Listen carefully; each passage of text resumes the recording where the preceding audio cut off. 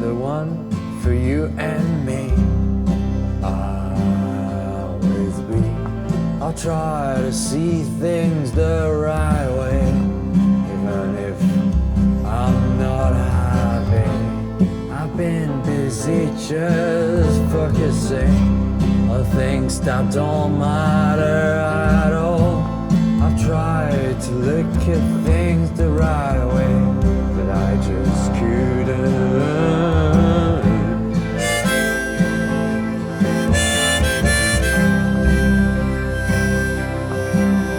And try, if you try, I will be along the shore and I'll stay.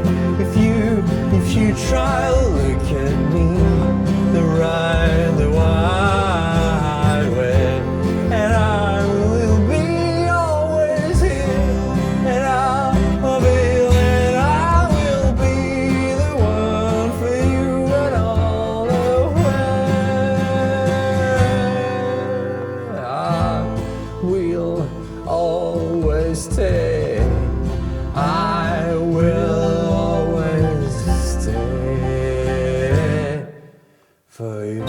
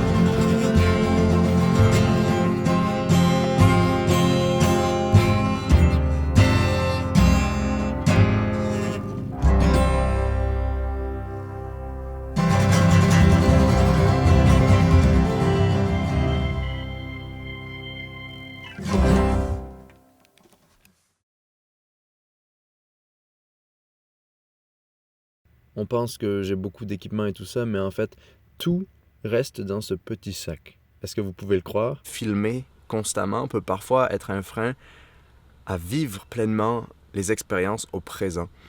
Et justement, ce qui m'est arrivé, c'était que je filmais avec la caméra avec laquelle je suis en train de filmer, que j'ai depuis 2015, donc ça va faire plus de 3 ans. C'est la A7S, qui est la meilleure caméra sur le marché si c'est votre métier de filmer. Et donc dans ma première année en van, je filmais beaucoup avec elle. Et c'était quand même déjà, c'est une machine qui est assez chère et il faut mettre des objectifs dessus. Et c'était pas très minimaliste cette approche de filmer parce que ça me prenait beaucoup d'efforts chaque fois que je voulais filmer quelque chose et aussi un risque. Parce que cette caméra-là, c'est la caméra que j'utilise pour des projets qui, eh bien, dans le fond, me permettent de financer ma vie en van. Il y a un an maintenant, un peu plus d'1 an, je me suis dit que j'allais essayer d'être plus minimaliste dans ma façon de filmer pour me sentir moins lourd. La plupart de ce que j'utilise, à 80% du temps, c'est juste ça. Alors je vais vous montrer ce qu'il y a à l'intérieur. Attention. C'est aussi simple que ça. J'ai une petite caméra qui s'appelle la Sony RX100. C'est le Mark 4, je crois. Un petit trépied portable. Ma GoPro Hero 3 Plus Black. Un Samsung S7. Parce que vous vous souvenez, mon iPhone est tombé dans les glaces quand j'étais dans le parc de Zion en Utah. Oh. Et le petit Mavic Pro qui est bien utile parce qu'il tient dans un mini sac et c'est vraiment cool, et j'ai aussi 2 autres batteries qui viennent avec. Donc le drone Mavic Pro, c'est pour les images aériennes. Celle-là, c'est ma caméra que je prends en rando. C'est une superbe caméra. Il y a plusieurs versions, il y a plusieurs prix, et je dirais qu'à part le son qui parfois peut être un peu mauvais mais qu'on peut traiter en post-production, c'est une superbe caméra de vlog, et surtout c'est devenu vraiment ma seconde caméra, même pour des choses professionnelles à filmer, parce que je dois dire que la qualité est assez extraordinaire. Pour tout ce qui est action, eh bien, j'ai une petite GoPro 3 Plus Black. Je suis jamais passé à des GoPro plus récentes parce que je trouve que celle-là, elle est parfaite. Je filme en 2K, donc c'est pas du 4K, mais je ne peux pas filmer en 4K de toute façon parce que ce serait trop lourd pour mon ordinateur à monter tout ça. Et je l'utilise j'ai plusieurs sortes de mount. En fait, je peux vous montrer ce que j'ai. Ce mount là, pour quand, en fait, c'est ma dashcam d'une certaine manière. Je la clip à l'avant du véhicule. J'ai un petit bras et un petit strap comme pour la vidéo de surf. C'est avec ça que j'ai filmé, puis avec plusieurs cases étanches. C'est une caméra qui se vend très très peu cher usagée, et je l'ai perdue. Elle s'est brisée quand je suis tombé dans les glaces en Utah. Et donc j'en ai retrouvé une, et ça peut s'acheter dans les 200$. Puis c'est une superbe, la qualité est super cool, puis j'aime vraiment beaucoup cette caméra, et ça va prendre beaucoup pour qu'un jour je prenne des GoPro qui sont plus récentes que celle-là. J'ai un petit trépied portable, ça se trouve partout, et c'est pas cher non plus, puis c'est vraiment cool. Avant j'avais les GorillaPod, ceux qui tournent comme ça en fait, qui sont un peu comme ça, qu'on peut attacher, mais j'aime pas du tout parce qu'ils s'usent très très vite, et après le trépied ne tient plus. Et finalement je filme énormément. En fait, d'ailleurs, la vidéo de woofing avec les chèvres que je vous ai partagée il y a quelques temps, si vous ne l'avez pas vue, vous pouvez la regarder ici, a été presque intégralement filmée avec ce petit téléphone là. Enfin petit, il est gros, j'ai mis une case parce que je les tombe tout le temps.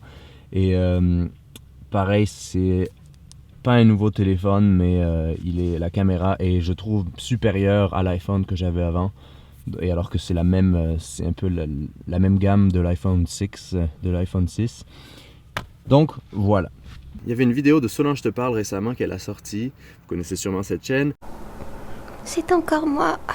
Où elle évoquait le paradoxe dans le fait de filmer sa vie, de documenter ses expériences et vivre pleinement ces mêmes expériences. Et c'est vrai que ça peut être un frein parfois de toujours avoir à filmer et de toujours se sentir obligé de partager ce qu'on fait, et ça peut parfois nous pousser à embellir certaines choses, à ne pas dire la vérité, etc. etc. Donc ce que j'ai fait, c'est j'ai investi dans cette petite caméra. Il y a beaucoup de caméras similaires sur le marché, il y en a, le Canon en fait beaucoup, le G7X je crois. En tout cas, il y a beaucoup de différentes marques qui font à peu près les mêmes produits. Et ça m'a un peu libéré d'un poids quand je vais en randonnée pour pouvoir profiter pleinement de ce que je fais plutôt que de me concentrer sur ce que je filme. Donc certes, la qualité va peut-être en pâtir un peu parfois, mais d'un point de vue personnel, j'en suis gagnant, et moi ce qui est plus important, c'est de vivre les expériences, et après si j'arrive à vous la communiquer, eh bien c'est magnifique et c'est magique et je trouve ça extraordinaire. Mais ce serait ridicule que je fasse tout ça, toutes mes expériences soient un peu altérées par le fait que je dois filmer constamment. Et donc j'aime beaucoup être libre en ayant juste ces 2 petites caméras avec moi que je peux vraiment mettre dans un sac, dans ma poche, dans n'importe où.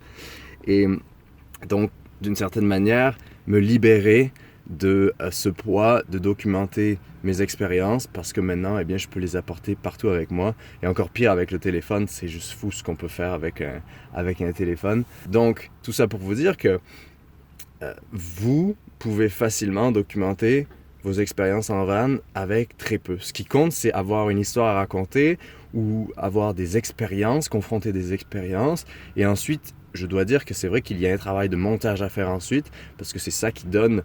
moi, j'ai jamais fait de scriptage, j'ai jamais fait de scénario. J'aime beaucoup juste filmer tout ce qui se passe et après découvrir l'histoire qui va être racontée. Et pour monter mes vidéos, j'utilise Adobe Premiere, CC, Et c'est un logiciel un peu plus compliqué que iMovie, mais vous pouvez utiliser iMovie, où il y a plein d'autres logiciels. Donc après, ce qui compte, et ça, tout le monde le dit, mais il faut le répéter, c'est pas nécessairement le matériel. Certes, le matériel, ça rend les choses plus faciles parfois, mais ce qui compte, c'est vraiment ce qu'on raconte. Ce qui compte, c'est le contenu. Donc, comment on en arrive à publier notre contenu, c'est très peu important.